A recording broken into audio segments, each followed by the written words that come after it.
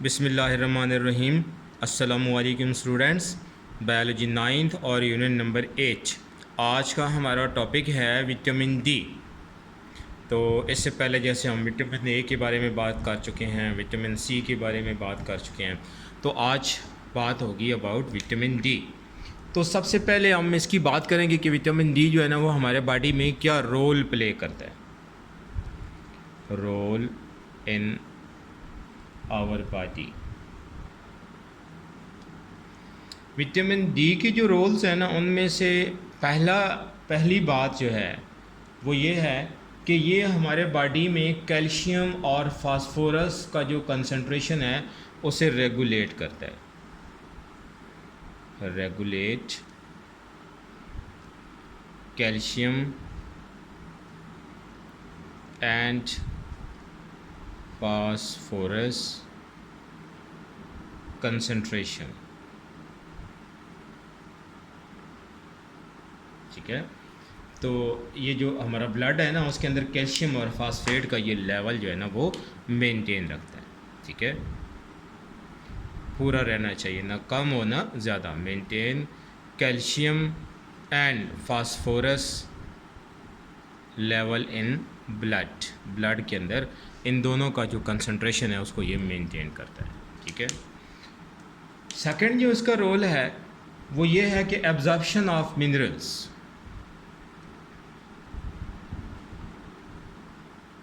Absorption of minerals, यही calcium और phosphorus ये दो मिनरल्स हैं। तो विटामिन डी क्या काम करता है कि ये जब हम फूड खाते हैं ना तो उसमें हम ये खाते हैं, पानी पीते हैं या इसके अलावा खाना खाते हैं, तो उसमें कैल्शियम और फास्फोरस दोनों मौजूद होते हैं। तो ये इंटेस्टाइन से इनकी जो एब्जॉर्प्शन है ना वो आसान बना लेता है और ये बोन में डिपॉजिट हो जाते हैं। ठीक है, absorbs calcium and phosphorus from intestine and deposits in bones के अंदर इसको ये इकट्ठा करवा लेते हैं। ठीक हो गया, ये दो इसके मेन रोल हैं हमारे बॉडी के अंदर। फिर इसके सोर्सेस, विटामिन डी के सोर्सेस जो है ना कौन कौन से हैं। नंबर 1 इसका सोर्स है कि ये सबसे ज़्यादा हमें फ़िश लिवर ऑयल से मिलता है। मछली के जिगर का तेल, फ़िश लिवर ऑयल। ठीक है, फिर इसके अलावा मिल्क से भी हमें विटामिन डी बहुत ज़्यादा मिकदार में मिलता है। ठीक है, घी से भी हमें मिलता है। ठीक है, और इसके अलावा बटर से भी मिलता है। These are sources of vitamin D. और इसके अलावा एक और भी इसका सोर्स है कि जब हमारे बॉडी पे सूरज की अल्ट्रा वायोलेट रेज पड़ती है ना तो उनकी मदद से भी विटामिन डी बनता है। ठीक है, ultra violet rays of sun, when these rays are, ये हमारी स्किन पे जब पड़ती है ना तो ये ultra violet rays when shines on skin, vitamin D is produced। ठीक है, तो ये इसके सोर्सेज हो गए। अच्छा, फिर हम देखते हैं कि इसकी डेफिशिएंसी से हमें कौन से मसाइल का सामना करना पड़ता है विटामिन डी की।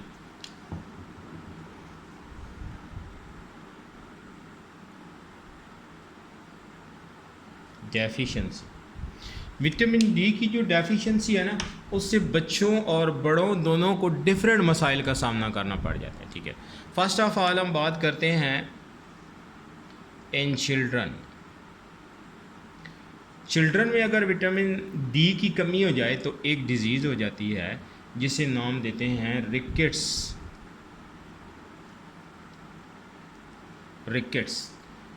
जो है ना वो अगर लॉन्ग टर्म विटामिन डी की डेफिशिएंसी हो तो उसकी वजह से होती है। और इसमें क्या होता है कि जो बोन्स होती हैं ना वो वीक हो जाती हैं और बोन्स होती हैं वो झुक जाती हैं under pressure. bones becomes weak and bow under pressure। जब इन पे प्रेशर पड़ता है तो ये हड्डियाँ झुक जाती हैं, टेढ़ी हो जाती हैं, छोटे बच्चों की टांगें टेढ़ी हो जाती हैं, ठीक है। तो ये रिकेट्स।